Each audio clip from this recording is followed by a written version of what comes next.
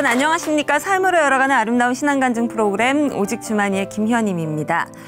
1990년대 중반 미국에서 아버지들의 회개운동인 프라미스 키퍼스라는 운동이 일어났다고 합니다. 당시 워싱턴에만 무려 100만이 넘는 남자분들이 모이셨다고 하는데 당시 모인 그 많은 분들에게 사회자가 이렇게 물었다고 해요. 당신들의 교파가 무엇입니까? 와, 여기저기서 교파에 대한 이야기가 나왔으니까 잘 알아들을 수가 없었겠죠. 그래서 사회자가 다시 한번 이렇게 물었다고 합니다. 여러분은 누구 때문에 오셨습니까? 했더니 한 가지 단어로 깔끔하게 들렸다고 하는데요. 바로 Jesus Christ, 예수라는 단어라고 합니다. 여러분은 지금 어느 곳에서 기도를 하고 계신가요? 그곳이 어디든 우리가 기도해야 되는 이유는 단 한 가지, 바로 부활의 주님이 아닐까라는 생각을 해보게 됩니다. 삶으로 열어가는 아름다운 신앙간증 오직 주만이, 오늘도 믿음의 간증자들이 여러분과 함께할 준비를 마치고 있습니다. 먼저 이 시간 은혜롭게 함께 해주고 계신 분들부터 만나보죠. 춘천한마음교회 성도님들 환영합니다. 어서 오세요.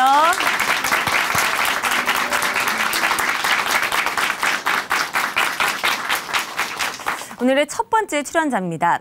왕따, 이 단어는 다들 알고 계시죠. 일반적으로는 여러 사람이 한 사람을 소외시키는 참 좋지 않은 그런 뜻을 가지고 있습니다. 그런데 지금 만나보실 형제님은 오히려 내가 세상을 왕따시키리라 이렇게 생각을 하신 분이라고 하는데, 혼자 오롯이 주변을 배제하면서 외롭게 그런 생활을 해오신 분이라고 합니다. 자, 어떤 이야기가 들려질지 굉장히 궁금해지는데요. 함께 들어보겠습니다. 춘천한마음교회 서은광 형제님 박수로 오시겠습니다.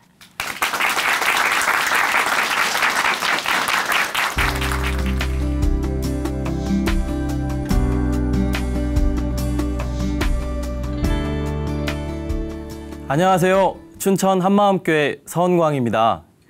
저는 인생은 혼자 사는 것이라고 생각했어요. 그래서 사람들과 깊은 관계를 맺지 못하고 늘 형식적이었습니다. 그러다 보니 관계 때문에 힘들어하며 눌리고 포로된 삶을 살았는데요. 부활하신 예수님을 만나 인간관계 때문에 힘들었던 모든 문제를 해결받고 이제는 혼자가 아닌 교회 공동체와 함께하며 기쁘고 자유한 삶을 살게 되었습니다. 이 시간 어둠 속에 방황하던 저를 빛 가운데로 인도해 주신 주님의 은혜를 나누고자 합니다. 제 별명은 삐돌이였어요. 얼마나 잘 삐졌으면 반짝반짝한 은광이라는 이름을 두고 삐돌이라고 부르셨을까요? 어릴 때 누나랑 버스를 타러 갔는데 표를 판 아저씨가 누나와 제 얼굴을 번갈아 보시더니 빙그레 웃으시더라고요. 저는 아무 이유 없이 웃는 아저씨 때문에 기분이 나빴습니다. 그래서 속으로 이 아저씨는 뭐야 하는데 동생이 잘 삐지겠네 하시는 거예요. 누나는 아주 대놓고 웃으며 그걸 어떻게 하셨냐고 물어봤는데요. 아저씨는 여전히 웃는 얼굴로 제가 딱 그렇게 생겼다고 하시더라고요. 저는 참 고집이 세고 마음대로 되지 않으면 가족들도 못 말리는 삐돌이였어요. 한번 마음이 틀어지면 방문을 걸어 잠그는 건 기본, 물건을 집어 던지기도 하고 화풀이로 연필, 지우개, 볼펜도 참 많이 부러뜨렸습니다. 학창시절 친구들은 별로 말이 없는 저를 보며 너는 뭔 생각을 하는지 도무지 모르겠다 할 때가 많았고요. 또 반 전체를 왕따시킨다는 소리도 많이 들었습니다. 그냥 누군가와 엮이는 게 부담스러웠고 어차피 이야기해도 못 알아듣는다는 생각 때문에 저는 쉽게 마음을 꺼내놓지 않았습니다. 그래서 누가 제게 과하게 친한 척을 하거나 감정의 한계선을 넘어오면 마음에 큰 부담을 느꼈습니다. 저희 집은 시골이었는데요. 고등학생 때 같은 동네에 사시던 분이 담임 선생님이 되셔서 많은 관심을 가져주셨어요. 하루는 청소 시간이었는데 선생님께서 친근히 말을 걸어주셨습니다. 그런데 이게 너무 싫은 거예요. 그래서 아주 대놓고 정색을 하며 저한테 왜 이러세요? 라고 했는데요. 아차 싶었지만 정신을 차리고 나니 선생님께서는 이미 그 자리에 계시지 않았습니다. 친구들은 선생님한테 대들었다며 진짜 넌 대단한 놈이라고 했지만 저는 학기가 끝날 동안 선생님과 단 한마디도 나눌 수가 없었습니다. 저는 제 마음을 이해해주지 못하는 사람들이 너무 못마땅했어요. 내가 굳이 말을 해야 하나? 그냥 다 알아서 해주면 안 되나라는 생각 때문이었는데요. 크리스마스 행사로 중고등부가 다 같이 연극을 하게 되었을 때예요. 그때 저는 엑스트라가 너무 하고 싶었습니다. 그런데 저보고 요셉을 하라고 하시더라고요. 엑스트라 못하는 것도 싫은데 마리아인 여학생을 보니 더 하기가 싫어지더라고요. 진짜 싫은데 싫다고 말을 못하고 혼자 고민하다가 그냥 잠수를 타버렸습니다. 그때 행사가 다 끝나고 교회에 갔는데요. 친구들은 제가 왜 그랬는지 아무도 그 이유를 알지 못했어요. 대학 시절에는 한 친구가 저를 측은히 바라보면서 이렇게 묻더라고요. 은광아, 너 베프 있어? 저는 대수롭지 않게 아니라고 답했어요. 친구면 친구지 뭘 굳이 베스트 프렌드까지 필요 있냐고 했습니다. 저는 아무리 생각해도 베프와 프렌드의 차이를 이해할 수가 없었는데요. 그래서 그 흔한 베스트 프렌드가 제겐 한 명도 없었습니다. 또 어떤 친구는 얘기를 하다가 벽을 보고 이야기하는 것 같다며 한숨을 쉬기도 했는데요. 내가 지금 이 얘기를 너한테 왜 하고 있냐는 표정이었습니다. 저도 참 어이가 없었습니다. 지가 먼저 얘기를 꺼낼 땐 언제고 지금 와서 무슨 소리를 하는 건지 도저히 이해할 수가 없었어요. 대학생이 되면서 신앙생활에 열심을 내게 되었는데요. 제가 일일이 다 말하지 않아도 하나님께서는 이미 내 마음을 다 알고 계신다는 사실 때문이었습니다. 날 이해해 줄 수 있는 유일한 대상은 하나님밖에 없다고 생각했어요. 그래서 하나님이 어떤 분이신지 더 많이 알고 싶었고 하나님께서 원하시는 삶을 살아야지 다짐도 참 많이 했습니다. 그런 가운데 한 수련회에서 하나님께서 나를 사랑하신다는 사실을 깊이 체험하게 되었는데요. 그래서 저의 젊음 중 일정 기간을 하나님께 드리기로 하고 선교지에 가게 되었습니다. 낯선 곳에서의 생활은 흥미진진하고 기대로 가득했어요. 하지만 좋았던 시간도 잠시 함께 선교를 떠났던 동료들과 관계의 어려움에 부딪히기 시작했습니다. 더 잘 대해주고 이해하려고 노력도 해보았지만 항상 오해로 감정이 상하고 그것이 갈수록 더 심해지는데 너무 힘이 들었어요.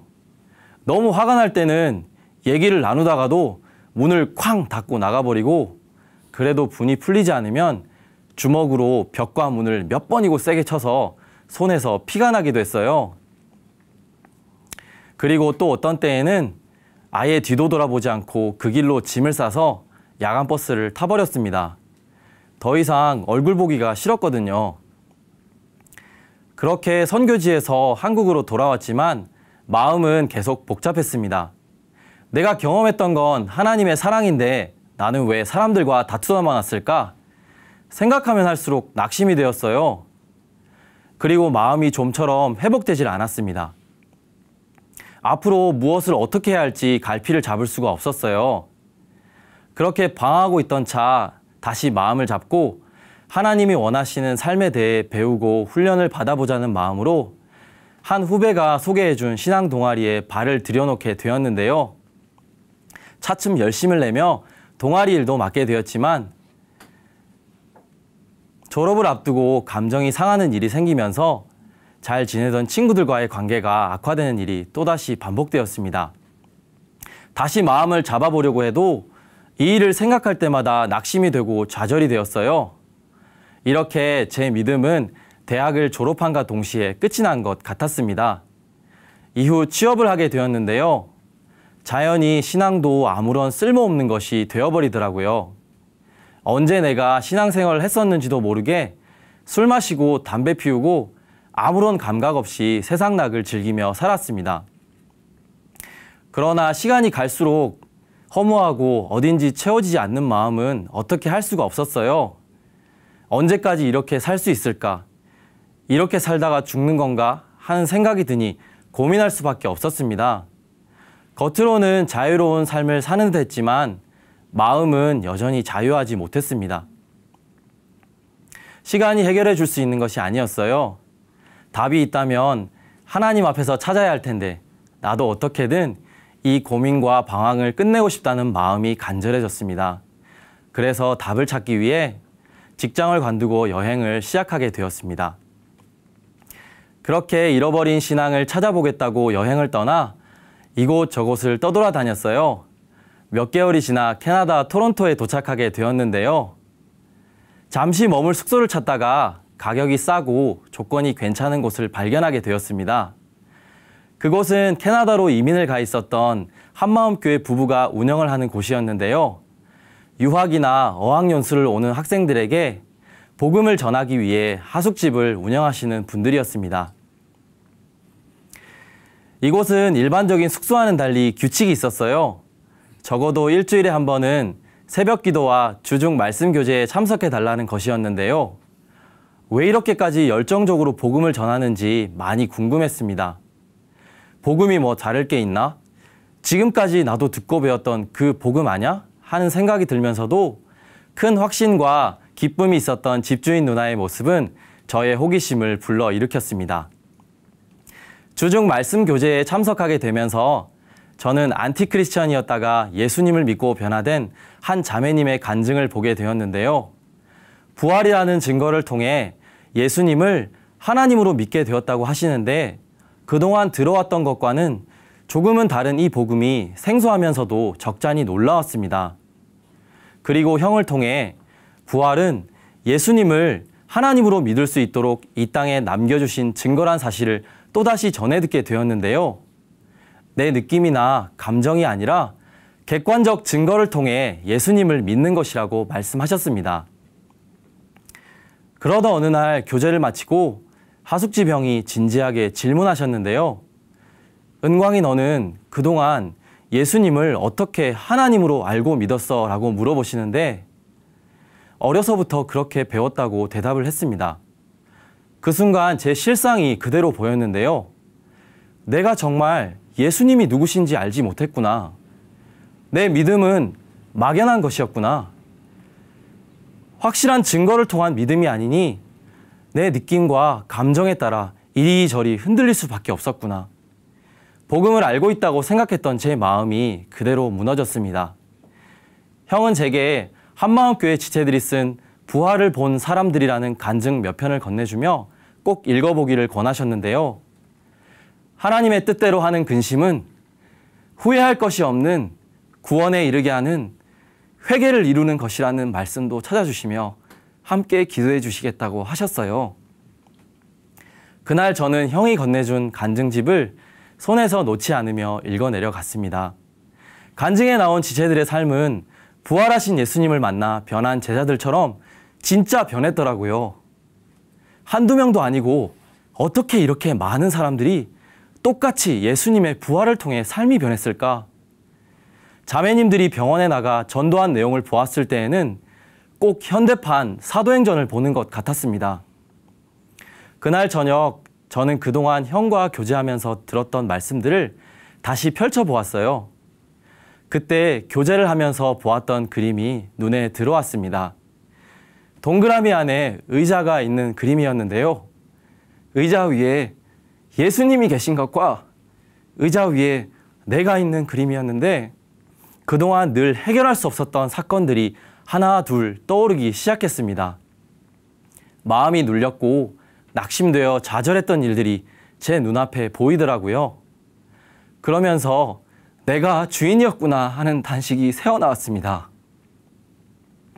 왜 사람들과 다투었을까?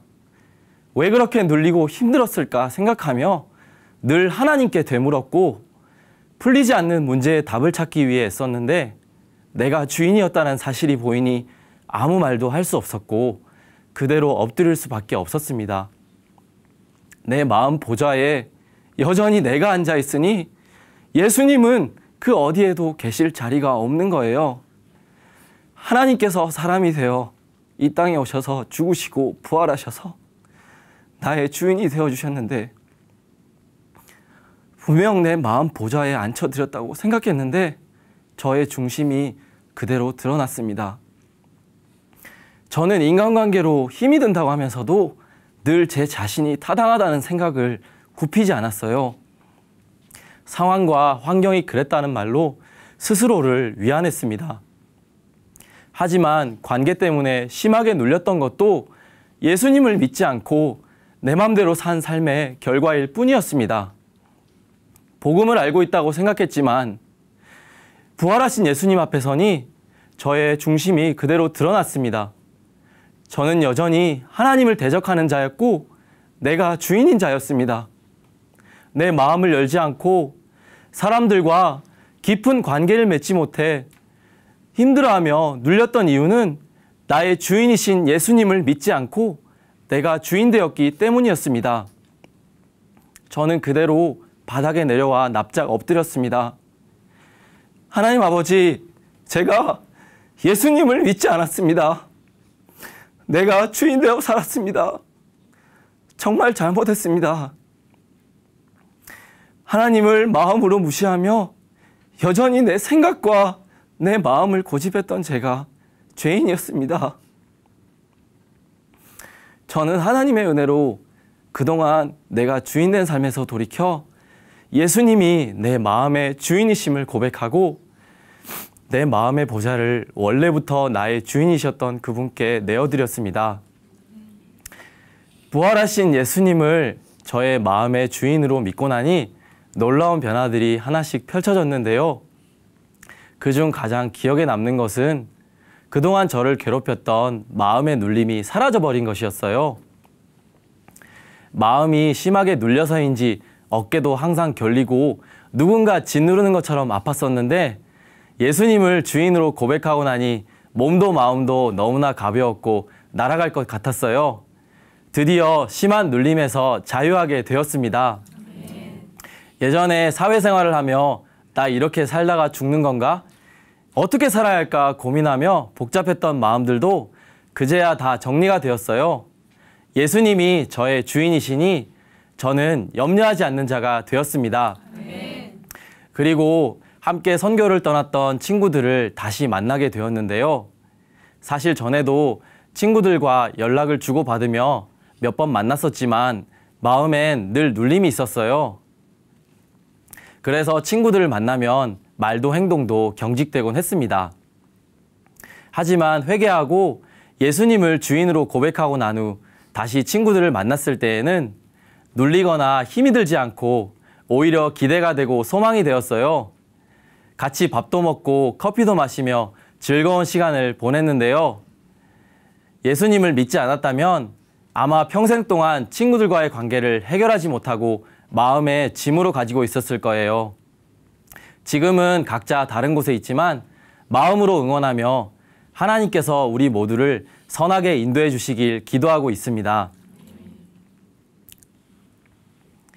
저는 누군가와 삶이 엮이는 것도 싫었고 베스트 프렌드도 모르는 무개념이었는데요. 저도 복음을 통해 사람의 마음을 이해하고 위로할 수 있게 되었습니다. 삶에 지친 한 친구가 휴가 갈 곳을 고민하고 있었는데 저는 흔쾌히 저희 집으로 초대했습니다. 사실은 친구에게 복음을 전해주고 싶었거든요. 그래서 밥을 사주며 예수님의 부활을 전했어요. 친구의 고민을 들어주고 배도 타고 함께 유적지도 둘러보며 즐거운 시간을 보냈습니다. 휴가를 마치고 다시 집으로 돌아가면서 친구가 하는 말이 정말 이번 휴가는 너무 좋았다고 덕분에 다시 재충전할 수 있었다고 말해주는데 기쁘고 감사했습니다. 아, 이제야 내가 사람과 마음을 같이 하는 사람이 되었구나. 마음을 같이 하는 친구가 베스트 프렌드구나 라는 생각에 하나님께 감사했습니다. 그리고 이 자리를 빌려 한 사람에게 꼭 사과하고 싶은데요. 마리아, 그때 도망간 거 정말 미안합니다. 지금 여러분들이 보시면 아시겠지만 이런 제가 로맨스를 알았겠습니까? 복음의 능력인 공동체 덕분에 장가를 가게 되는 놀라운 일이 벌어졌는데요. 누가 내 마음을 알아줄까 하며 누구에게도 말하지 않던 제가 프로포즈를 하고 싶다고 교회 지체들에게 제 마음을 그대로 나누었습니다. 그러자 제가 프로포즈할 수 있도록 교회 지체들은 꽃을 준비해주고 촛불로 길을 만들어주며 영상 편지를 찍어주고는 숨죽이며 저와 함께 프로포즈를 해주었는데요. 자매는 기쁨으로 결혼을 승낙해 주었습니다. 모든 것을 혼자 하던 제가 공동체와 함께하는 자가 되어 복음의 능력을 누리게 되었습니다. 가정을 이루게 된 것도 정말 기적입니다. 저는 세상에 나를 이해해주는 사람은 없을 거라 생각하며 늘 혼자가 편했던 사람이었어요. 사람들과 깊은 관계를 맺지 못하고 관계로 힘들어하며 눌리고 포로된 삶을 살았지만 부활하신 예수님을 마음의 주인으로 모시고 이제는 그 어느 때보다 기쁘고 자유한 삶을 살고 있습니다. 부활의 주님을 만나 기쁘고 신바람 나게 달려갔던 믿음의 선배들처럼 저도 그 길을 동일하게 가고 있다는 사실이 제 가슴을 뛰게 합니다. 영원한 것을 위해 사는 삶 말이에요. 관계에 매여 낙심과 절망으로 살던 저를 주님의 사랑으로 자유하게 해주신 하나님께 모든 영광 올려드립니다. 감사합니다.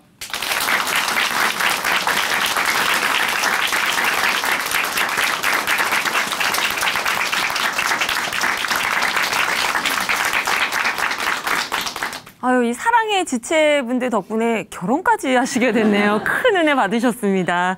형제님의 참 주인과 함께 앞으로도 신바람 나는 인생 살아가시라고 박수로 함께 응원해드리겠습니다.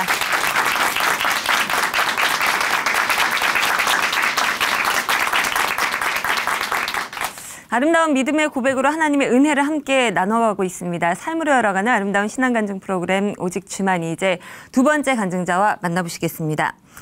우리가 가끔 좀 잊어버리는 것이 있다면 바로 이것이 아닐까 싶은데 나의 존재만으로도 우리 주님께서는 정말 기뻐하시고 흡족해 하신다는 그런 사실입니다.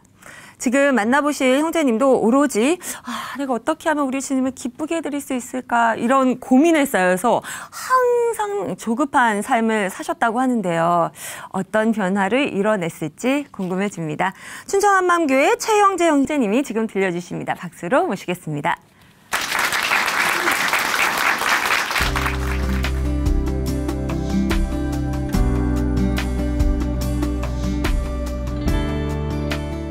안녕하세요.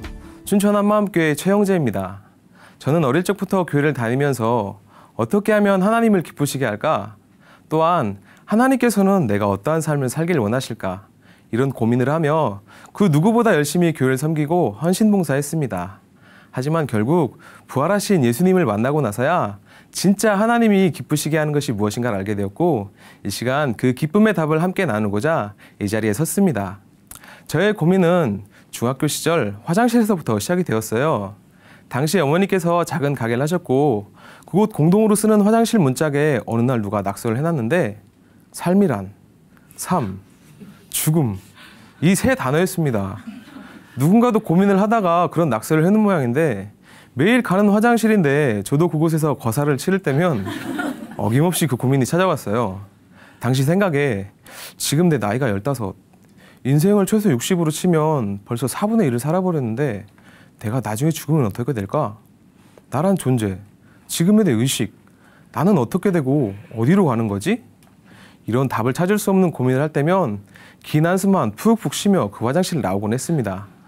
그렇게 고민하는 모습을 하나님께서 보셨는지 얼마 후 친척형의 전도로 교회를 다니게 되었고 교회에서 삶과 죽음, 사람이 죽어도 영원히 사는데 천국 아니면 지옥에서 산다는 사실을 알게 되었어요. 화장실에 앉아서 하던 고민의 답은 얻었죠. 그런데 이제는 지옥에 갈 수는 없겠더라고요. 저는 그때부터 천국에 가기 위해서 교회를 열심히 다니기 시작을 했습니다. 믿음은 하나님의 말씀을 들으면서 생긴다고 예수님이 나의 죄 때문에 십자가에서 죽으셨다는 사실이 믿어지면서 이제는 그 하나님을 위해 그 하나님을 기쁘시게 하며 살아야 되겠다고 생각을 했어요. 그래서 고등학교 때는 기독교 동아리 회장과 중창단 활동을 열심히 했고요. 졸업 후 들어간 대학도 기독교 학교였어요. 기독 학생회에 들어가 활동을 하는데 가만히 있는데 얼마 후 경배협회 찬양부장 임원을 시켜주시는 거예요. 그때 드는 생각이 하나님께서 나를 크게 사용하시려나 보구나. 어디 가서든 꼬리가 아닌 머리로 만드시는구나. 그래, 내가 아직 하나님의 뜻은 잘 모르지만 하나님 나를 사용해 주세요. 내 삶을 통해 마음껏 일해 주세요. 이렇게 고백을 하며 하나님께서 제 삶을 통해 일하실 것을 기대했습니다. 고등학교 건축과를 졸업을 하고 대학도 건축과로 가게 되었는데요. 저에게 있어 학과 공부는 뒷전이었어요. 기독학생의 임원으로서 학교 복음화를 위해 학교 일에 앞장서서 열심히 하다 보니 자연히 그렇게 되었고, 그러니 성적은 좀 엉망이 되었어요. 하지만 하나님께서 기뻐하실 걸 생각하면 그건 전혀 문제가 되지 않았습니다. 얼마 후부터는 저의 진로에 대한 고민도 생기더라고요. 건축과 졸업 후 건축 쪽 일을 하게 되면 왠지 신앙생활하는데 방해가 될 것 같다는 생각이 드는 거예요. 건설 현장이라는 곳은 일요일도 없이 날씨에 따라서 일을 하는 경우가 많으니까요. 그래서 졸업은 그냥 하고 나중에 건축 쪽 일은 하지 말아야 되겠다라고 생각을 했습니다. 주의를 마음껏 지킬 수 있는 다른 일을 찾아서 하면 되니까요. 그래서 다른 친구들은 자격증을 따기 위해 열심히 준비할 때 저는 대강 준비하며 대학생활을 보내게 되었고 1학년을 마치고 군대를 다녀왔습니다. 물론 군대에서도 중대 군종으로 교회를 열심히 섬기고 전역을 했고요. 군 전역 후 저는 더욱더 믿음 좋은 사람이 되어 하나님을 기쁘시게 하기 위해 노력을 하며 살았는데요. 당시 저는 방수일을 시작을 했습니다. 대학 졸업 후 아는 분 회사에 아르바이트하러 들어간 곳이 그만 저희 직장이 되고 말았어요. 배운 게 도둑질이라고 그렇게 안 하겠다던 건설 현장에 뛰어들어서 일을 하게 되었는데요. 그것도 관리직 기사가 아닌 흔히 말하는 노가다 일이었습니다. 어깨로 시멘트 지어 나르고 니어카로 모래 나르고 삽질하는 등의 일이요. 당시 저의 삶은 4시 20분 새벽 예배로 시작이 되었는데요. 예배가 끝나면 기도를 하다 6시 출근 시간에 맞춰 곧바로 출근을 했어요. 출근을 해서 하루 종일 힘들게 일을 하고 오후 6시가 되면 칼퇴근을 했죠. 일은 힘들었지만 그게 좋았습니다. 저녁 시간을 마음껏 하나님께 드릴 수 있었고 주일 또한 편하게 쉴 수 있어서 몸은 힘들었지만 그 일을 계속하게 되었어요. 그렇게 일이 끝나고 집에 돌아오면 7시 정도 되는데요. 그럼 씻고 곧바로 교회를 갔습니다. 월요일은 기도 모임, 화요일은 소그룹 모임, 수요일은 수요 예배, 목요일은 양육, 금요일은 금요 철야, 토요일은 예배 준비로 섬기고 집에 돌아와서 성경도 읽고 양육 과제도 하고 그러다 잠들고 또 새벽 예배하고 일하고 이렇게 교회에 집중해서 살다 보니까 외부 교회 손님들이 오실 때면 혹시 전도사님이세요? 라는 질문도 정말 여러 번 받아봤습니다. 헌금도 아낌없이 드렸어요. 월급을 타서 11조, 감사헌금, 작정헌금, 건축헌금, 주일헌금 등 이런 각종 헌금을 하고 나면 월급의 반 이상이 헌금으로 들어가는 거예요. 하지만 아깝다는 생각은 하지 않았어요. 드릴 수 있는 것이 감사했거든요. 물질이 있는 곳에 마음이 있다고 내 마음을 하나님께 드린다고 생각을 하니까 전혀 아깝지가 않았어요. 그리고 저의 가족들에게 있어서 저는 그냥 교회에 푹 빠진 녀석이었습니다. 믿지 않는 형이 주일날 결혼식을 하는데 예배 시간하고도 약간 겹치는 거예요. 하지만 예배는 생명, 예배는 소중하잖아요. 예배가 다 끝나고 부랴부랴 달려갔습니다. 그랬더니 식은 이미 다 끝나고 가족들 사진을 찍는데 동생이 안 왔다고 집안 어른들까지 다들 서서 저를 기다리고 계시는 거예요. 그 따가운 눈빛. 저는 지금도 그 식장에 들어가던 순간을 생각하면 아찔합니다. 식이 끝나자 어르신들께서 한 말씀씩 하시는데 이게 핍박이구나 하는 걸 저는 그날 조금 느껴봤습니다. 그리고 몇 달 후 저도 결혼을 하게 되었어요. 결혼식 도중 깜짝 이벤트로 아내와 함께 색깔 전도지를 한 장 한 장 보여주면서 복음을 전했어요. 그랬더니 그날은 어르신들 모두가 아무 말씀을 안 하시더라고요. 제가 이렇게 열심히 신앙생활을 했던 이유는 하나였어요. 내가 어떻게 하면 하나님을 기쁘시게 할까 하는 고민의 답이 이렇게 사는 삶이라고 생각을 했고 하나님께서 나의 삶을 바라보시고 그래, 네가 나를 위해 열심히 사는구나 하시며 기뻐하실 것 같았기 때문이었어요. 그런데 이렇게 열심히 살던 저에게도 고민과 문제는 생기게 되었습니다. 신앙생활을 하다 보니까 1년 365일을 다 잘할 수는 없겠더라고요. 물론 새벽 예배도 안 빠지고 성경도 잘 읽고 기도도 많이 해서 늘 충만하면 상관이 없는데 그렇지를 못하겠는 거예요. 그럴 때면 신앙생활에도 주식처럼 그래프가 있다고 생각을 했어요. 좋을 때도 있으면 안 좋을 때도 있는 거야. 이렇게요. 물론 신앙의 그래프가 막 올라갈 때는 상관이 없습니다. 그런데 문제는 제가 육체적으로 힘든 일을 하다 보니까 늘 좋을 수만은 없겠더라고요. 내가 예배든 기도든 봉사든 이렇게 뭔가 몸으로 열심히 해야 하나님이 기뻐하실 것 같은데 그게 잘 안 되는 거예요. 물론 머리에서는 해야지, 받은 은혜가 있는데 열심히 해야지 하는데 마음에서는 하기 싫다, 힘들다, 좀 쉬고 싶다. 이러고 있는 거예요. 또 이런 제 자신을 제가 보게 되면 심한 정죄감에 빠지고 너무 괴로운 거예요. 예를 들어 저녁 기도는 피곤하니까 빼먹을 수 있다 치는데 만약 새벽 예배를 빼먹었다? 그건 저에게 있어 완전 죄인이었습니다. 그런 날 저녁은 무슨 일이 있어도 교회 가서 무릎 탁 꿇고 하나님, 이 죄인 왔습니다. 저를 용서해 주시고 저에게 새 힘을 좀 더해 주세요.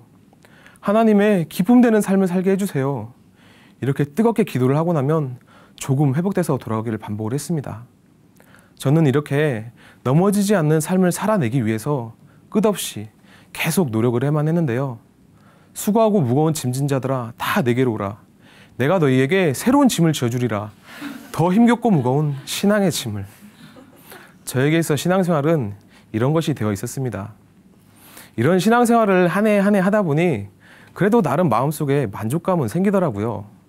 내가 힘들어도 참고 누구보다 열심히 헌신 봉사하니까 하나님께서 기뻐하실 거라 생각하니 만족스러웠어요. 그런데 만족스러우면 좀 기뻐야 되는데 마음속에 기쁨은 없고 계속 힘들다는 생각만 하고 있더라고요.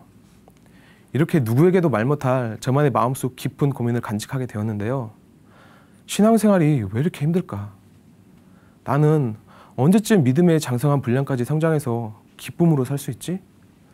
그리고 무엇보다 지금의 내 삶을 정말 하나님이 기뻐하시기는 할까? 이런 고민들이 계속 드는데 그렇다고 이 모든 걸 그만둘 수는 없었어요. 이렇게 사는 삶 말고 다른 방법을 몰랐으니까요. 다람쥐가 힘들게 쳇바퀴의 삶을 살듯 저도 그냥 그렇게 살아야만 했습니다. 이런 삶을 살던 도중 집안의 사정으로 인해서 부득이하게 지방에서 경기도로 이사를 하게 되었고요. 이사를 하는 저희들에게 목사님께서는 춘천 한마음교회와 지역의 작은 교회를 소개시켜 주셨어요. 그리고 아내가 먼저 작은 교회와 만남을 갖고 예배를 드리게 되었는데요. 아내가 예배를 드리고 오는 날이면 여보 여기 좀 앉아봐봐. 예수님의 부활이 어쩌고 저쩌고 아니 뭐 다 아는 얘기를 아주 기쁜 얼굴로 저에게 전해주는 거예요. 그런데 그 말씀이 저에게 많은 힘이 되더라고요. 그래서 강원도 춘천 멀긴 한데 한 번만 가보자 라는 마음을 먹고 춘천 한마음교회로 가게 되었습니다. 막상 가보니까 또 그렇게 멀지도 않더라고요. 그렇게 처음 도착해서 예배를 드리는데 분위기가 되게 자유롭고 모두에게 기쁨이 있더라고요. 그리고 무엇보다 좁은 우사교회에 함께 모여서 주야를 외치며 기도를 하는데 와 너무 뜨거운 거예요. 그것도 성도님들 모두가요. 저는 깜짝 놀랐습니다.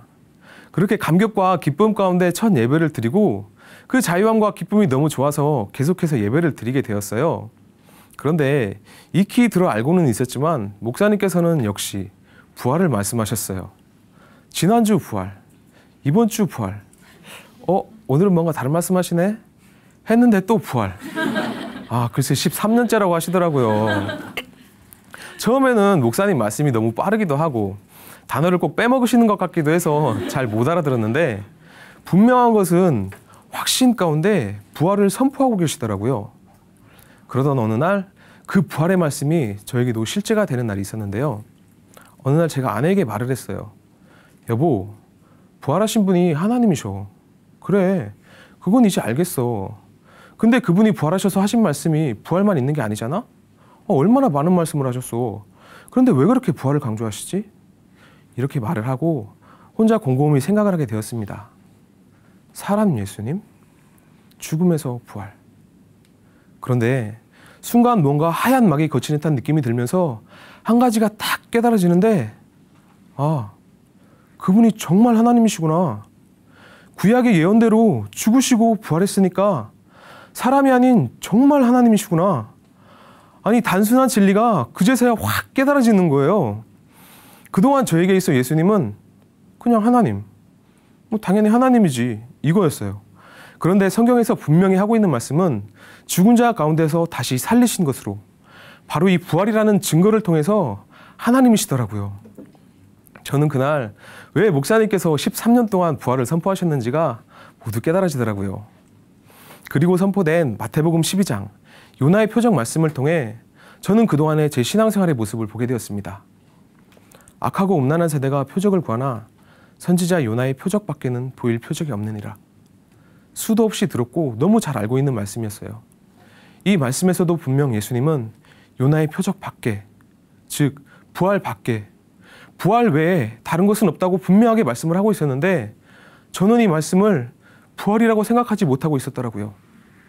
요나가 물고기 뱃속에 들어간 것처럼 예수님이 십자가에 못 박혀 죽으신 것만 생각했지, 요나가 토해냄을 당한 뒤 니느웨에 가서 외쳤을 때 모든 니느웨가 구원받았다는 사실을 잊고 있었더라고요.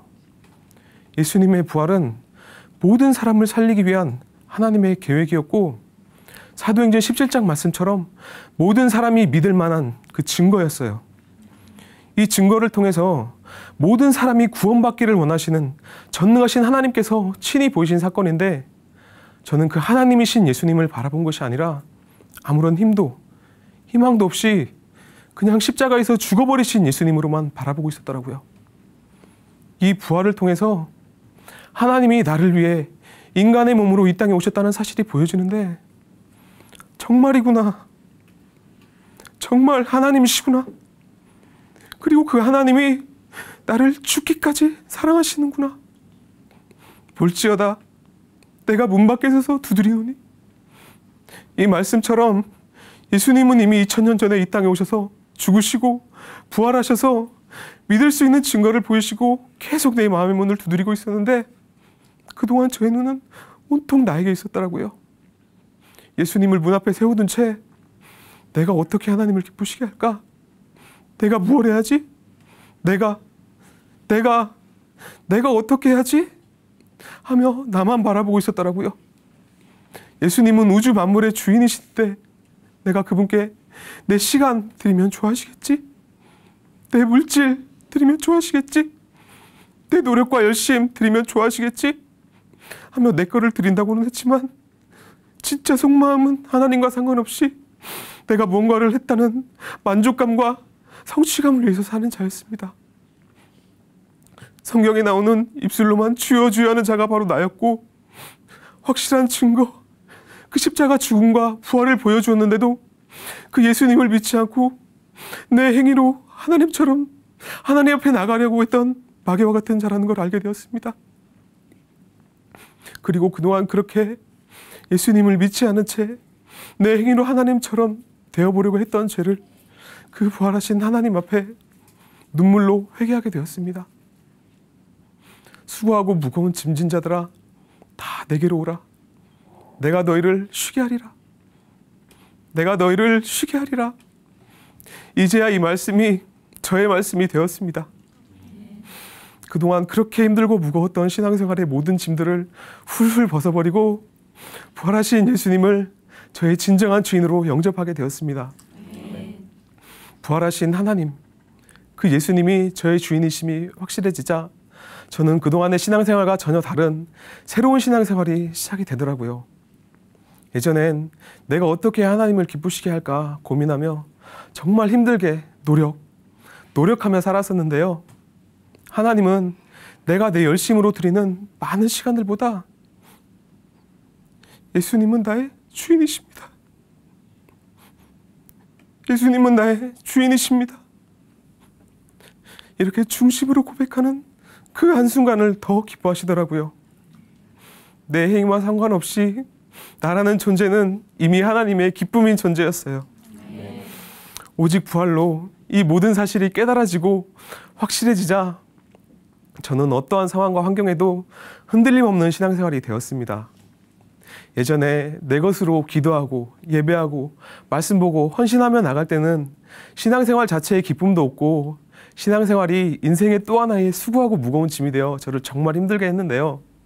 지금은 예수님이 나의 주인이심이 확실해지자 예배를 드리고 기도를 하고 말씀을 보는 그런 모든 시간들이 나의 주인이신 예수님을 만나고 그 예수님과 깊이 교제하는 시간들이 되어지니까 지금은 너무 소중하고 기쁨의 시간들이 되었습니다. 그래서 지금도 열심히 교회에서 봉사를 하는데요. 매주 주일이면 주차 봉사를 해요. 사구역 이쪽 저쪽을 뛰어다니면서 열심히 섬기고요. 예배 때는 찬양팀으로, 주중에는 작은 교회 함께 모여 기쁨으로 예배를 드리고 있습니다. 이 모든 삶을 나 혼자가 아니라 내 안에 계신 예수님과 그리고 그 예수님을 함께 주인으로 믿는 공동체 지체들과 함께 하니까 지금은 너무 자유롭고 그냥 행복해요. 그리고 무엇보다 저는 제가 이 땅에 사는 진정한 이유를 알게 되었습니다. 내가 예수님을 주인으로 믿고 너무 자유롭고 기쁜 삶이 되어지니까 이제는 아직 예수님을 모르는 영혼들에 대한 마음을 주시더라고요. 예전엔 전도를 해도 제대로 복음을 전하지도 못한 채 행사 때 교회 한 번만 와보라고 초대를 하곤 했었거든요. 그런데 지금은 방수일이 아닌 슈퍼 관리를 하면서 사람을 많이 만나요. 고장난 집기를 열심히 수리해주고 나면 아유 수고하셨습니다. 음료수 한잔 하시고 담배 한 대 태우셔야죠? 이렇게 질문을 해올 때가 있는데요. 저는 그럼 이때다 싶은 마음으로 제가 교회를 다녀서요. 혹시 교회 다니세요? 이렇게 의도적으로 교회 얘기를 꺼내며 부활하신 예수님을 전하고 있습니다. 물론 그 자리에서 깊이 있는 대화를 하긴 어렵지만 성령님께서 일하실 것을 기대하면서 부활하신 예수님이 하나님이시고 그 하나님이신 예수님이 우리의 주인이라는 사실을 전하며 사명자로서의 삶을 기쁨으로 살고 있습니다. 저는 화장실에 앉아서 하던 삶과 죽음에 대한 고민, 그리고 하나님이 기뻐하시는 삶이 무엇인가에 대한 모든 고민들이 부활이라는 사실 하나로 모두 해결받고 지금은 너무 자유함과 기쁨 가운데 살고 있습니다. 지금까지 내 것인 줄 알고 살아왔던 인생, 이제는 예수님과 동행하며 오직 주와 복음만을 위해 기쁨으로 달려가겠습니다. 오늘도 저를 사용하신 하나님께 영광을 돌립니다. 감사합니다.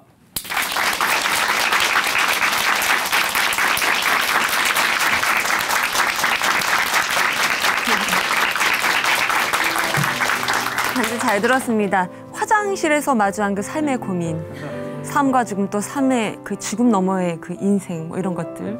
그렇게 형제님 어린 시절부터 근심이 참 많으셨는데 주님 안에서 찾은 참된 자유, 앞으로도 마음껏 누리면서 행복한 삶을 살아가시라고 박수로 함께 응원해 드리겠습니다.